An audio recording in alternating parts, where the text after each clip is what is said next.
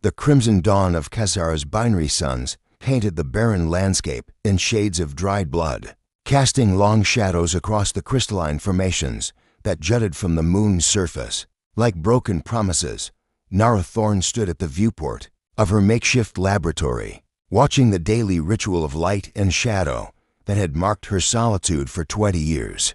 Her fingers traced the worn metal of the window frame, counting the scratches she'd made, one for each year of exile, each year of believing her son was dead. The soft hum of her atmospheric processor filled the silence, a sound that had become as familiar as her own heartbeat. She'd built everything here from salvaged parts and stolen moments of hope, transforming this dead rock into something resembling life. The irony wasn't lost on Hershey, who had once terraformed entire worlds, now tended a garden no larger than a freight container. A distant rumble echoed across the wasteland, growing steadily louder. Nara's pulse quickened as she recognized the distinctive whine of aging thrust engines. Only one person still made the treacherous journey to Khazara, and he wasn't due for another week. She moved through her warren of interconnected domes with practiced efficiency, sealing sensitive equipment and securing her most precious work, the crystalline matrices that pulsed with an inner light, each one containing enough energy to power a small city. 20 years of theoretical work made manifest, born from loneliness and the desperate need to prove her innocence. The ship touched down in a shower of superheated particles, its scarred hull bearing the colors of no particular faction. Neutral was the only way to survive in the Outer Rim these days, especially when trafficking with exiles. Nara watched through her security feeds as the pilot emerged, his tall frame moving with the easy confidence of someone comfortable in hostile environments. Jorek then had been making supply runs to Khazara for 3 years now, ever since the previous courier had succumbed to radiation poisoning. What had started as simple commerce, medical supplies and equipment in exchange for rare minerals, had evolved into something neither of them had expected.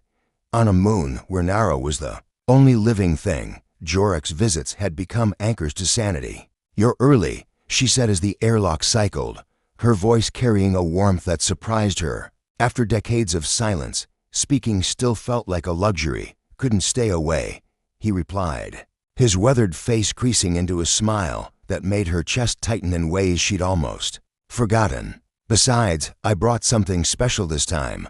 He handed her a small data crystal, its surface unmarked, but somehow significant. "News from the Rim.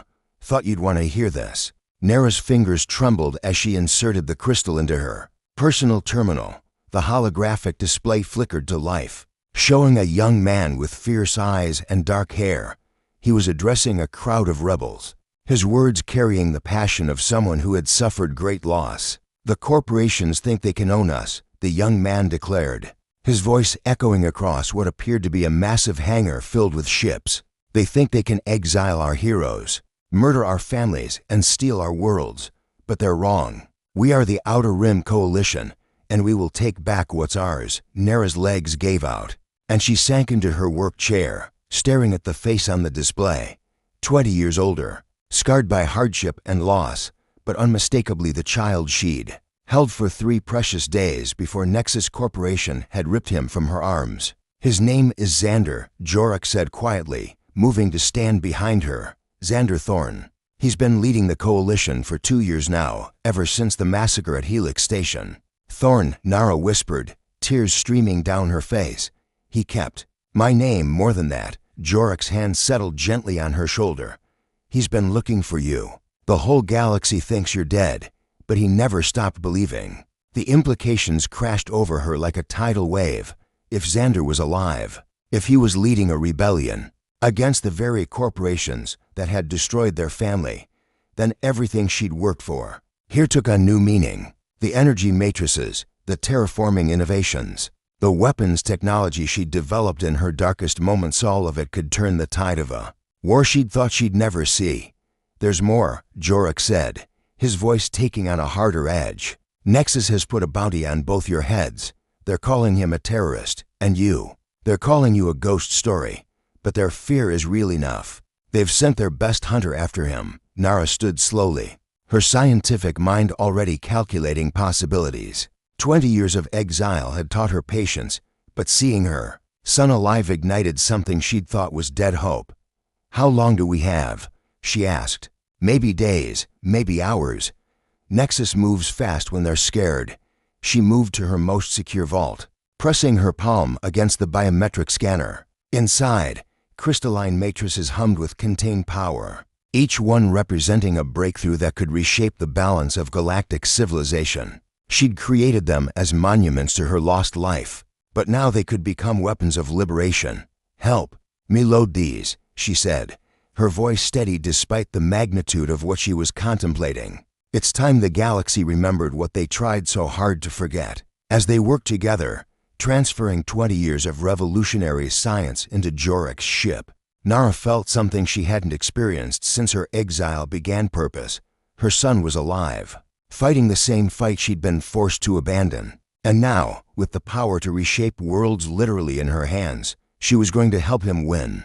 The forgotten exile was ready to remind the galaxy why they'd feared her enough to bury her alive. The command center of the Coalition flagship Defiance buzzed with controlled chaos, as tactical displays painted the void in shades of red and amber. Xander Thorne stood at the central holodeble, his dark eyes tracking the movement of corporate patrol fleets across a dozen star systems. At 28, he carried himself with the weight of someone who had seen too much death, too much betrayal. But his voice remained steady as he coordinated the largest rebellion operation in decades. Sector 7 reports successful liberation of the mining platform, announced Lieutenant Torres from her communications station. Minimal casualties, maximum salvage. Xander nodded, but his attention was drawn to the figure moving gracefully between workstations, her auburn hair catching the blue glow of the displays. Vesa Quinn moved like liquid shadow, checking readouts and coordinating intelligence with an efficiency that spoke of years of training. 3 months ago, she'd been Nexus Corporation's most decorated infiltrator. Now she was his strategic advisor, and increasingly, the focus of thoughts that had no place in the middle of a war. "Any word from the Helix reconnaissance?" he asked, trying to keep his voice neutral. Vesa looked up from her tablet, those green eyes that had haunted his dreams meeting his across the room, still dark. "If Nexus is moving assets there, they're being very quiet about it." The concern in her voice made his chest tighten. She'd risked everything to bring him intelligence about Nexus's new Hunter program, and the price on both their heads had doubled overnight. Every moment she spent in Coalition space put her in danger, but she refused to run. "Xander," she said, approaching the holodeble with that fluid grace that marked her as more than just a reformed corporate spy, "we need to talk." Privately, he glanced around the command center, noting the subtle way his crew pretended not to notice the tension between their leader and the woman who'd defected from their greatest enemy. The irony wasn't lost on him. He who preached trust and unity was falling for someone his people still viewed with suspicion. "My quarters," he said quietly. 5 minutes. The walk through the ship's corridors felt longer than usual, crew members nodding respectfully as he passed. The Defiance had been his home for 2 years, cobbled together from salvaged military vessels and crewed by refugees from corporate oppression. Every face he saw represented a story of loss, a reason to fight, and the weight of their faith in him never got easier to bear.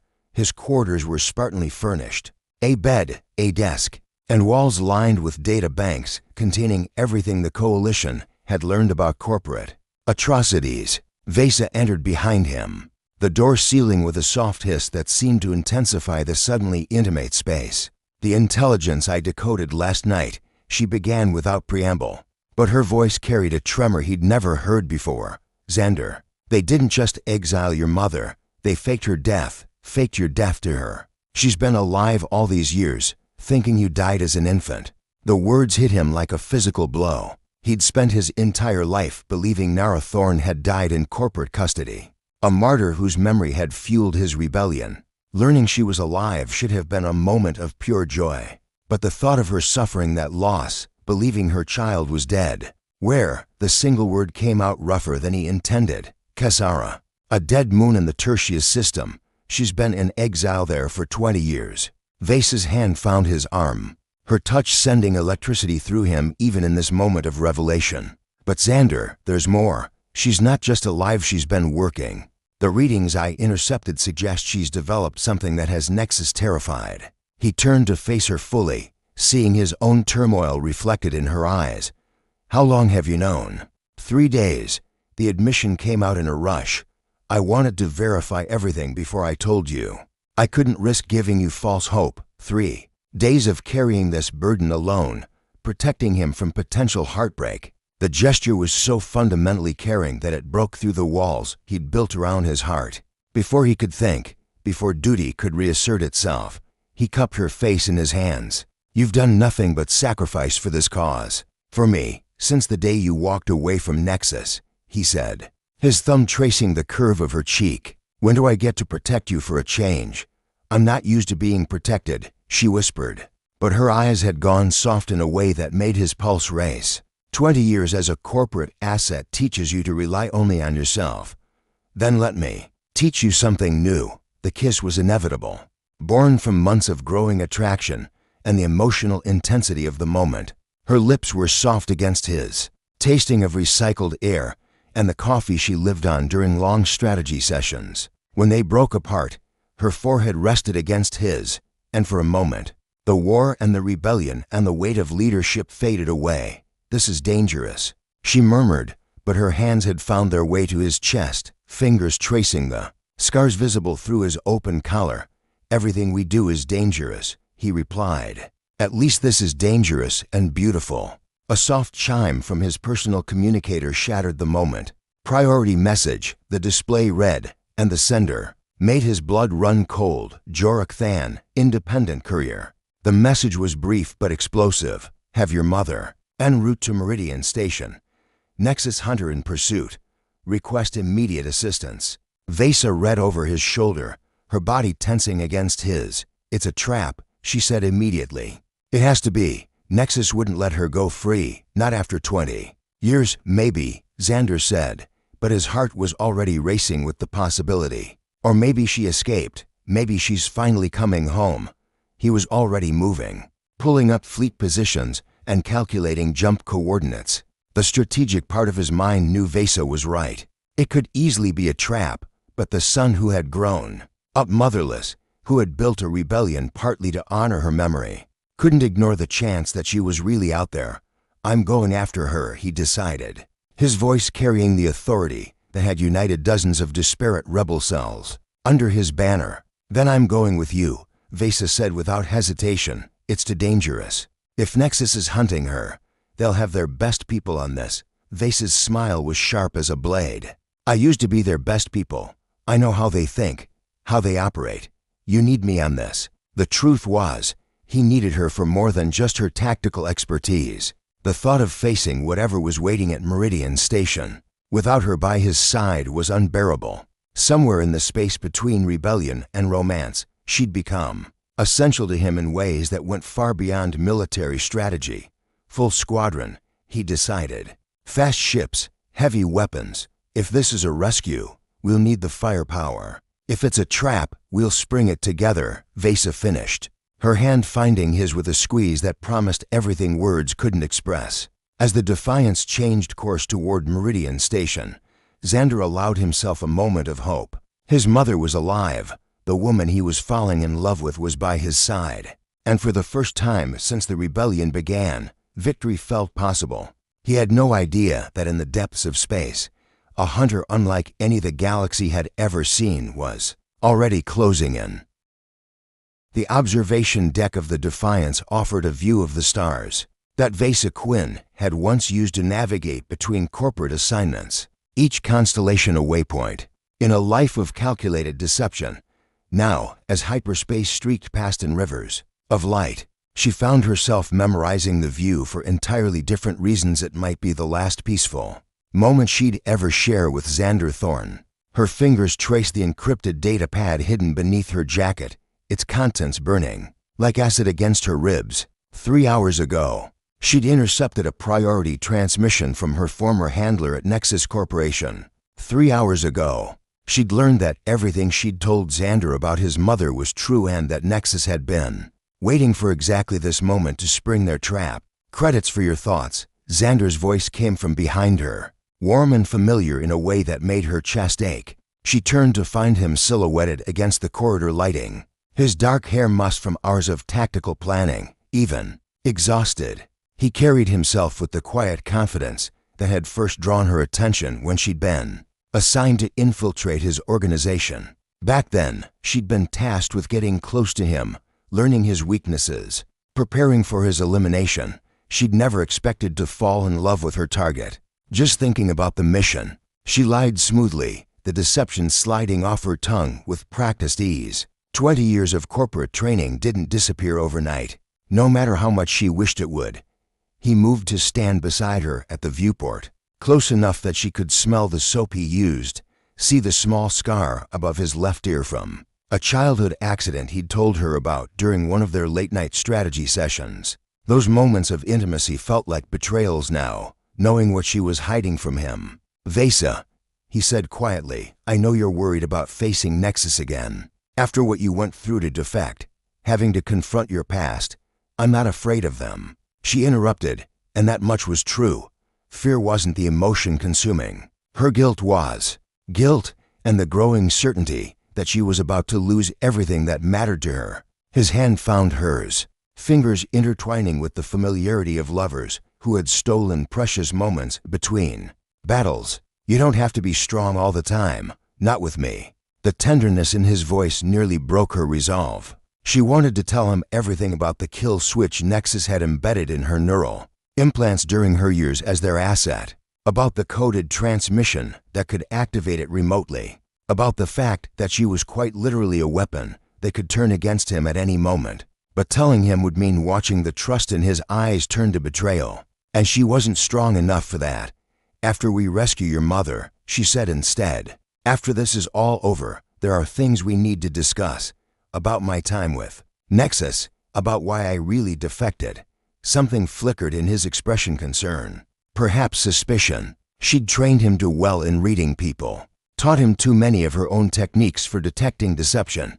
"Vesa, whatever it is," the ship's alert system interrupted them, bathing the observation deck in amber light. "All senior staff to the command center," came Torres' voice over the intercom.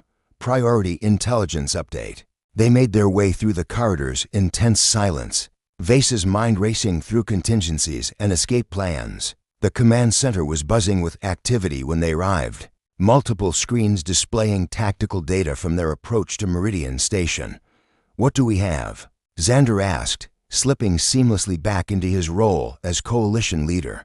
"Long range. Sensors are picking up multiple signatures around Meridian," Torres reported. "Looks like we're not the only ones heading to this party." The main display shifted to show a three-dimensional map of the station and surrounding space. Red icons marked Nexus vessels, too many of them, arranged in a pattern that spoke of careful planning rather than hasty response. "It's a trap," Vesa said, her tactical training asserting itself despite her emotional turmoil. "Classic containment formation. They're not trying to capture the station, they're using it as bait." "For us," Xander concluded grimly. "The question is, do we spring it anyway?" The debate that followed was passionate but brief. Half the senior staff wanted to abort, to pull back and reassess. The other half argued that if Nara Thorne was really on that station, they couldn't abandon her too. Nexus custody again. Vesa listened with growing dread as Xander weighed the options, knowing that whatever decision he made would force her hand. The encrypted data pad seemed to pulse against her ribs like a second heartbeat. The intelligence it contained would save the coalition fleet, would give them the tactical advantage they needed to rescue Nara and escape the trap. But accessing it would require her to reveal the communication codes she wasn't supposed to have, the backdoor access to Nexus systems that she'd maintained throughout her defection. It would mean admitting that she'd never fully cut ties with her former employers, that part of her had always kept one foot in the shadows of her old life. It would mean watching Xander's trust crumble as he realized the woman he'd fallen in love with was still, in some ways, the enemy. "There's another option," she said quietly, her voice cutting through the heated debate. The room fell silent, all eyes turning to her. Xander's gaze was particularly intense, as if he could sense the magnitude of what she was about to reveal. She pulled out the encrypted pad, placing it on the central holodeble like an offering to the gods of war.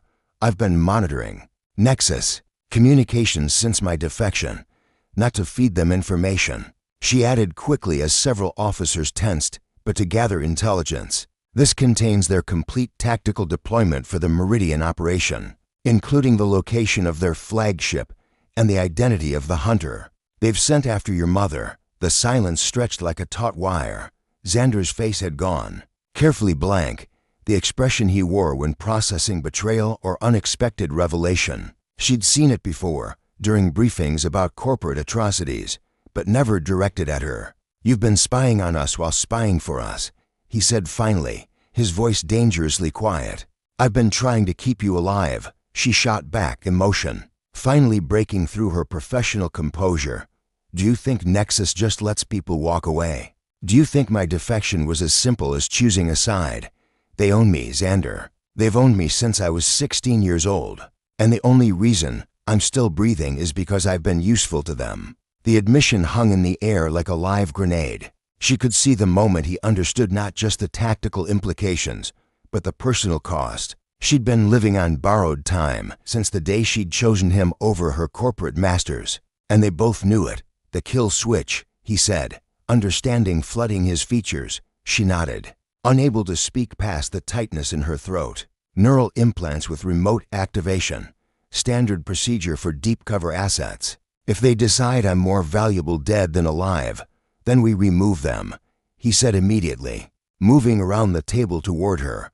We find a way to cut their leash. It's not that simple, she whispered, even as her heart soared at his immediate acceptance. His refusal to abandon her even knowing what she was.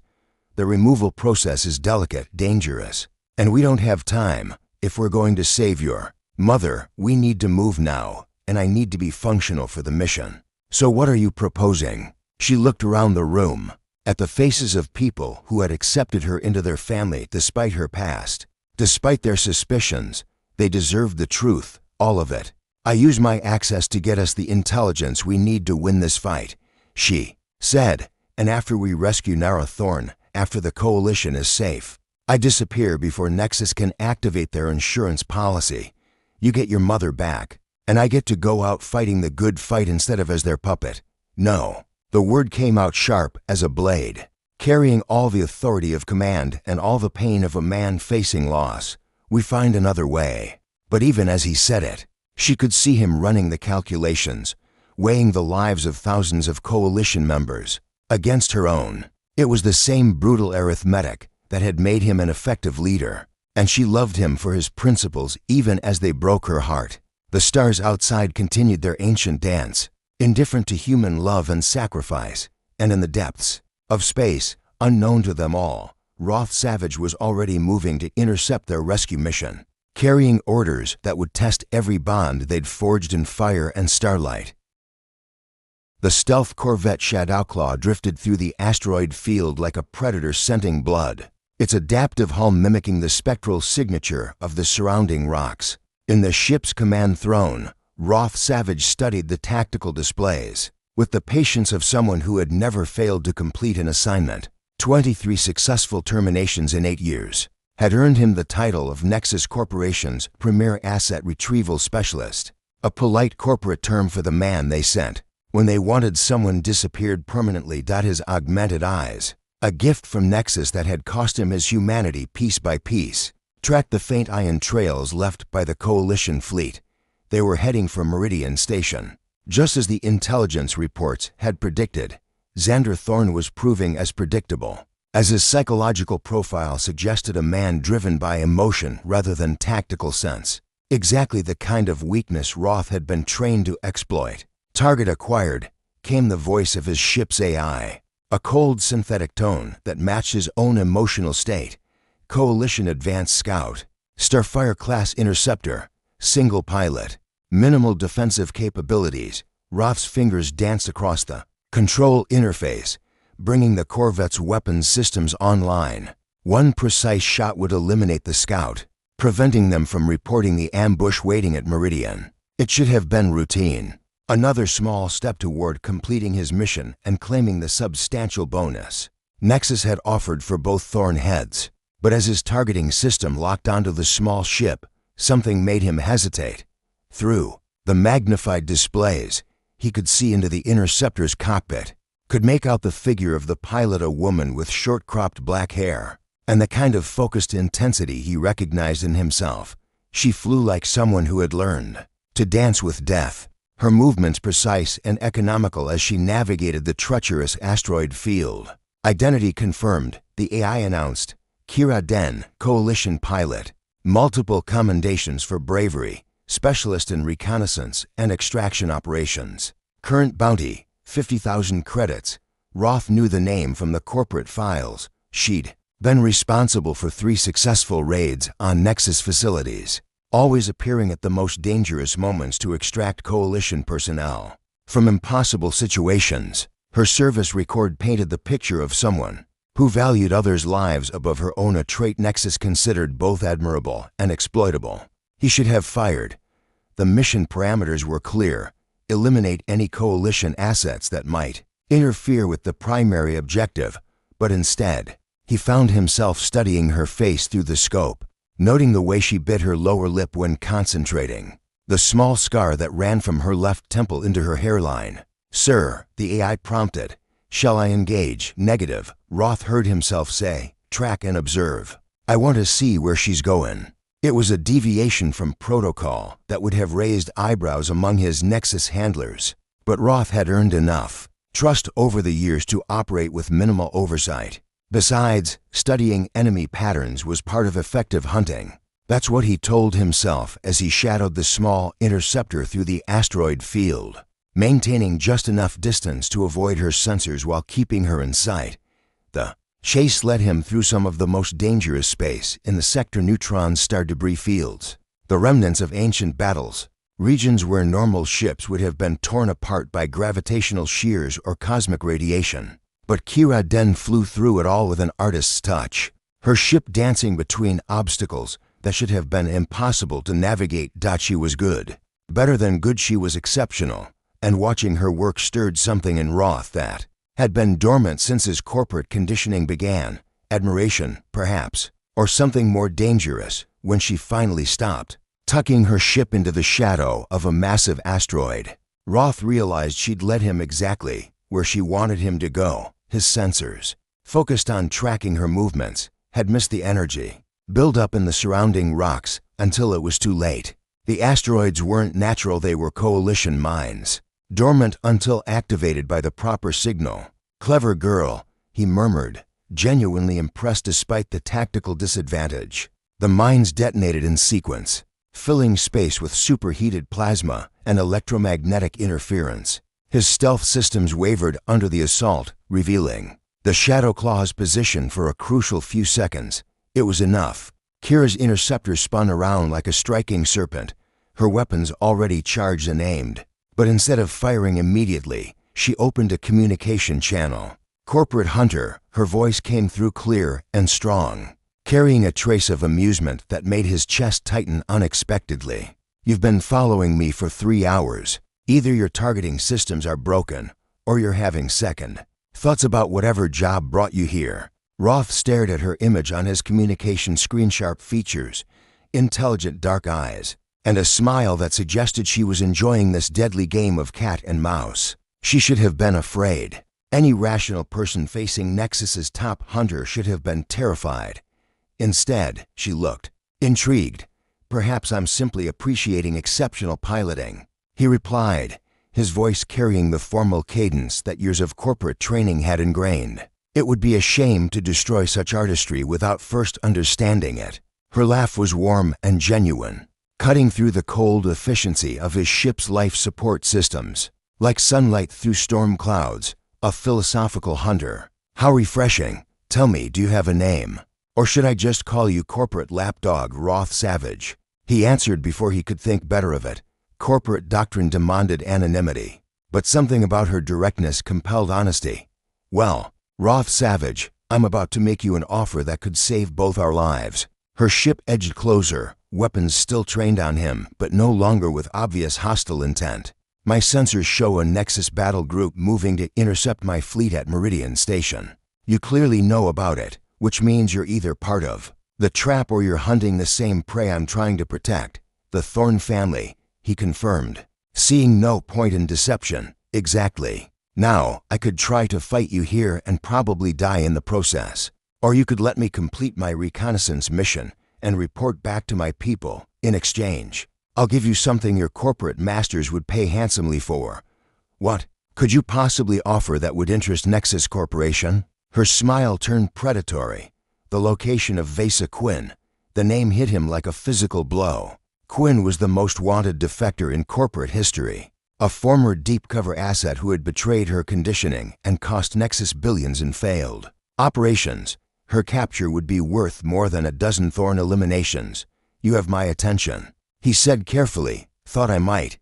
Here's the deal, Hunter. Let me go, and I'll transmit Quinn's exact location. Try to stop me, and you'll spend the next hour picking asteroid fragments out of your hull while my people scatter like leaves in a solar wind. It was a reasonable offer, tactically sound, the kind of calculated trade that Nexus would approve of one valuable target for another. But as Roth stared at Kira's face on his screen, he realized his hesitation had nothing to do with tactical considerations, and everything to do with the strange warmth that had spread through his chest since their conversation began. For the first time in 8 years of flawless service, Roth Savage found himself questioning not just his orders, but the very foundation of his loyalty to Nexus Corporation. And it was all because of a rebel pilot with laughing eyes and a smile that made him remember what it felt like to be human. Send the coordinates, he said finally.